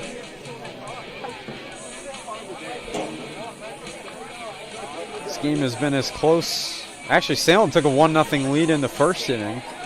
Blackbirds answered with 4 in the 2nd, take a 4-1 lead. Salem got a couple back in the top of the 3rd, and then Keene answered with 3 of their own in the bottom, and that's where we've been since. First pitch is hit sharply, but foul down the first base side. And 5 of the 7 runs for Keene, thanks to a couple of home runs from Zach Whitney. So really, without Zach Whitney in this game, the Blackbirds would be trailing by a run. That one high for ball 1 on the first pitch, second pitch from Gillis, 1-1.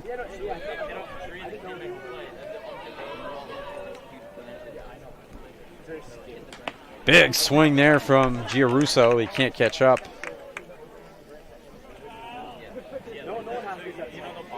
Von Cologne on deck. 1-2. Up high and around the head, but he gets it out of the way. Ball 2.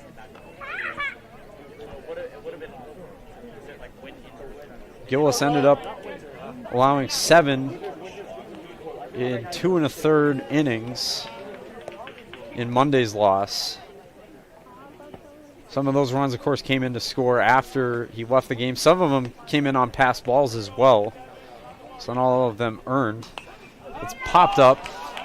That's going to get out of play off the roof on the first base side, roof of the grandstand.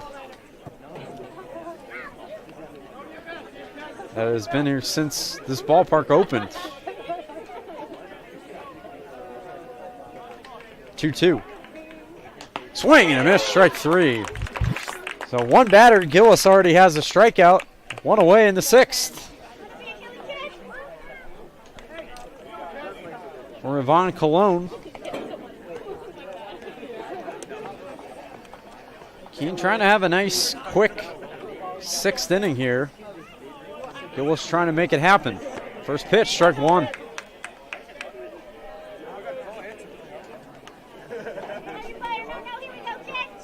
It's kind of funny, though. So far in the 2 games we've done, we've seen the same pitchers on the Blackbird side, just in the reverse this time, but... Oh. There's a 1-1. Up high, ball 2.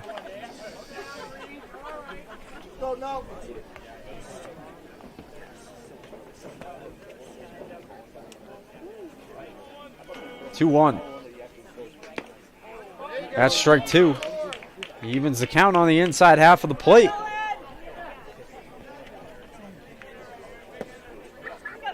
Keene looking to get the win to stay where they are in the playoff seeding. That's in there for strike 3 again. 2 down here in the 6th. Gillis with a pair of Ks. And he looks now to strike out the side as Ben LaGrasse, the left fielder, stands in.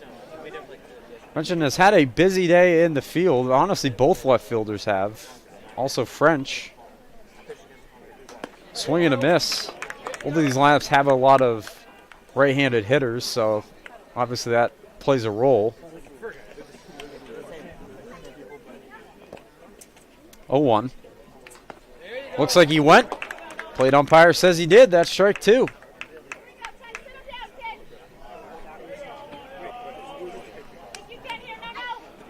Gillis looking to strike out the side in order here in the 6th, the 0-2. Swing and a miss. He does just that. Great inning for Nolan Gillis in relief. We head to the bottom of the 6th. Blackbirds still lead on the Keene State Owls Media Network. All right, pay attention. Welcome to Fandom 101. We'll cover the tools of the trade from foam fingers in the wave to the super secret wave. How's that for a course description? Lesson 1, your game starts long before the opening whistle, so arrive prepared. 2, if something piques your interest, raise your hand. And 3, work in groups. NCAA championships. Attendance is encouraged. Passion is mandatory. Get your seats today at ncaa.com/tickets. Class dismissed.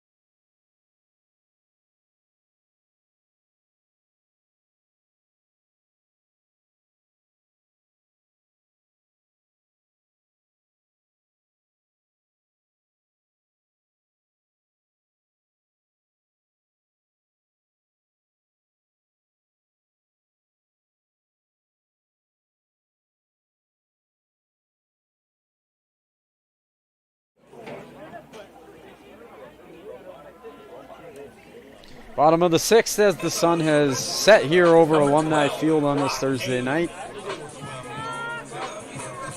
Keene just looking for any more insurance that they can possibly get. It's been the same score as we've said a few times since the 3rd. And nothing for either side since.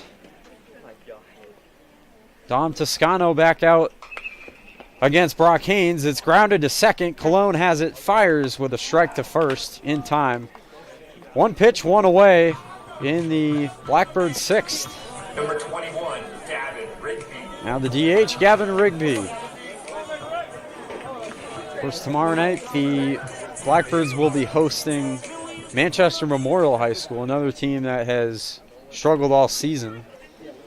Coming into tonight, they'll only have 2 wins. Grounded through the hole. The shortstop has it. Not even worth throwing, and he does. Does Ross. That's an infield hit for Gavin Rigby. So he's got a base hit. Number 23, Aiden Ferris. So now Aiden Ferris, the catcher, will come in. One of the seniors announced in the pregame.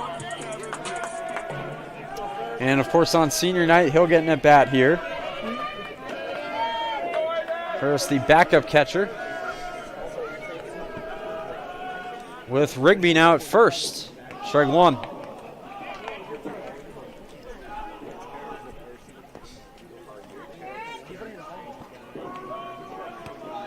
Always a great setting here at Alumni Field when the sun goes down. That one gets away from the catcher, Doherty.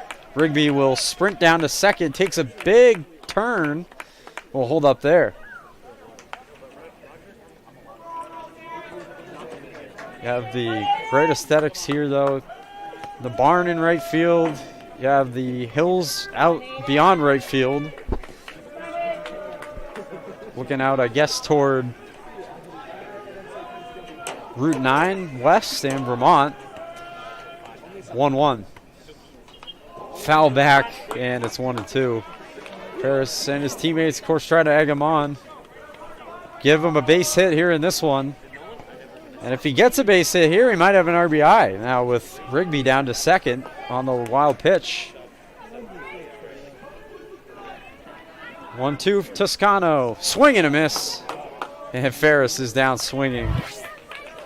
But all smiles as he comes off on senior night. Number 9, Celeste Bergquist. Celeste Bergquist now with trying to get the first run of the game since the 3rd inning. Nolan Gillis pitched a beautiful 1-2-3-6th inning where he struck out everybody he faced. In the dirt, nice block. Doherty can't find it. Now he does.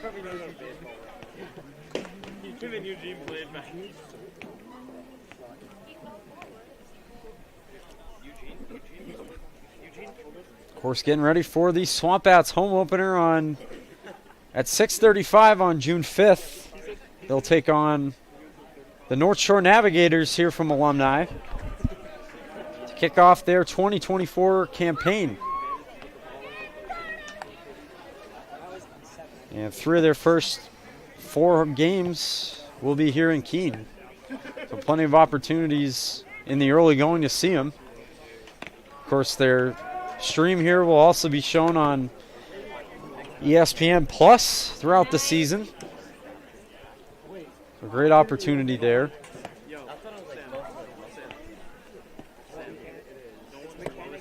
(3-0) to Bergquist, strike 1.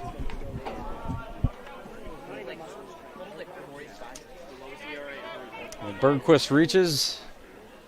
I believe it would be Miles DeRozier's, although they may have to sub in a hitter with a pitcher on the mound. This is grounded to short, to first in time, and that is the inning. So it'll be a 7-3 lead that the Blackbirds will have to try and close out in the top half.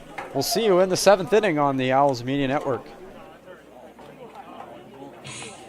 The road to national championships runs through NCAA.com. And whether you follow one college team or all of them, it's never been easier to get the content you want all in one place. With live broadcasts of multiple championships across all divisions, with exclusive access. This is your ticket to the NCAA tournament. And highlights for every single championship. Stay in the game all season long with NCAA.com, the home of college sports.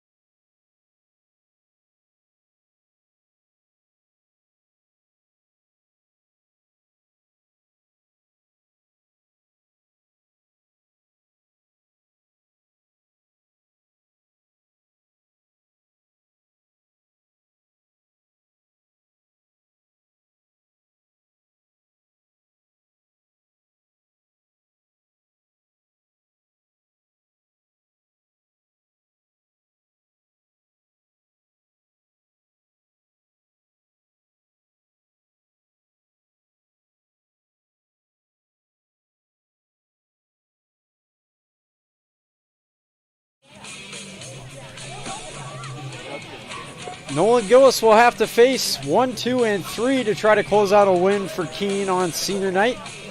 Again, as we mentioned, he had a great top half of the 6th. He struck out the side, and he only faced 3 batters, of course. Got them all in order. We're going to add on to that total as he'll face Mercedes to lead it off. Top half of the order, which has been in a little bit of trouble today for Keene, but not too much. They've held Salem so far to just 3. And a lot of those runs have been produced thanks to this top part of their order. Mercedes has had a good day. Has Aiden Ferris now in to catch behind the dish in this final inning.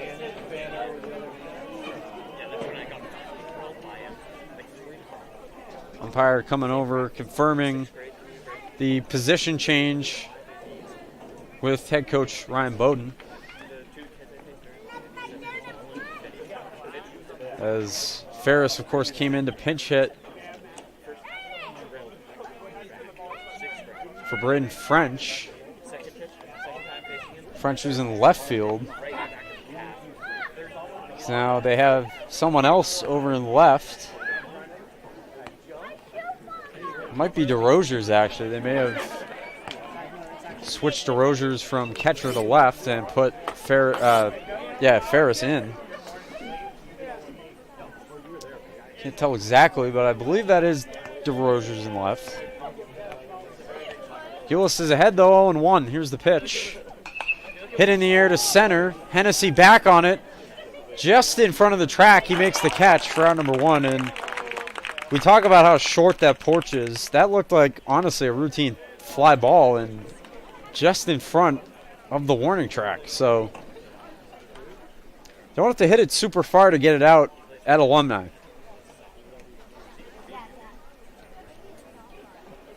Here's Doherty now, or excuse me, Mason. Doherty is on deck.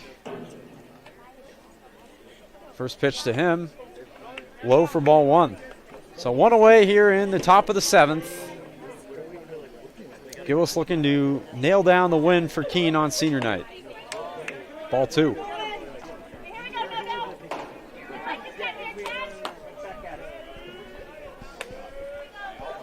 2-0. Popped up and foul out of play.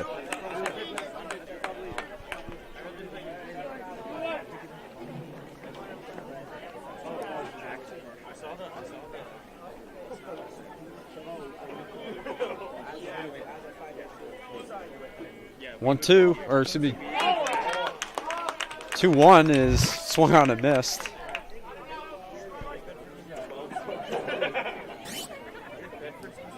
And it's now even at 2-2. Gillis looking for his 4th strikeout already, as he's only faced, this is 5th hitter that he's faced between 2 innings.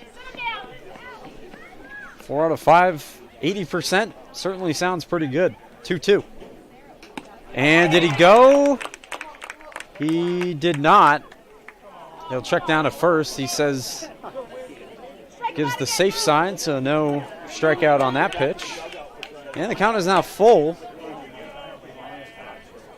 As mentioned, Owen Doherty on deck. 3-2. Hit hard to first. Nice stab there by Whitney. Fires to the pitcher, covering in time. Another great play from Zach Whitney coming over from his first base bag. Good job by Gillis as well to cover. He tripped over the bag at the end, but luckily he's all right. And he records the out. There's 2 down here in the 7th. So Owen Doherty might be the last Blue Devil to step up to the plate this evening. Keene has played a good game today.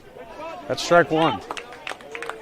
Certainly a nice rebound effort from not only last night, but from Monday night, where they came in as heavy favorites against Alvern. That one stung foul.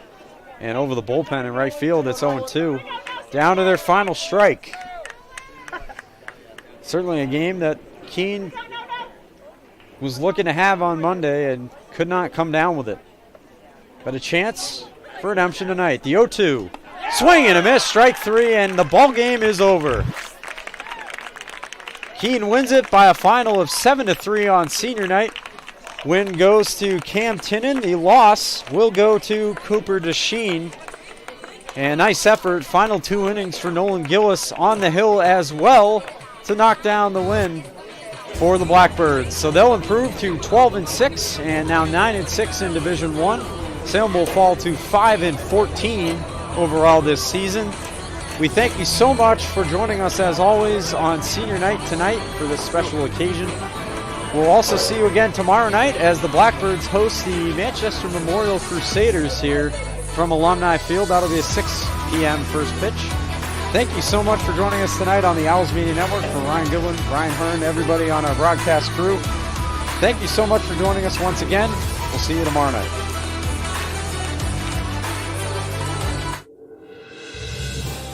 You have been watching a Keene State Athletics broadcast on the Owls Media Network. Please tune in to our next broadcast and thank you for watching.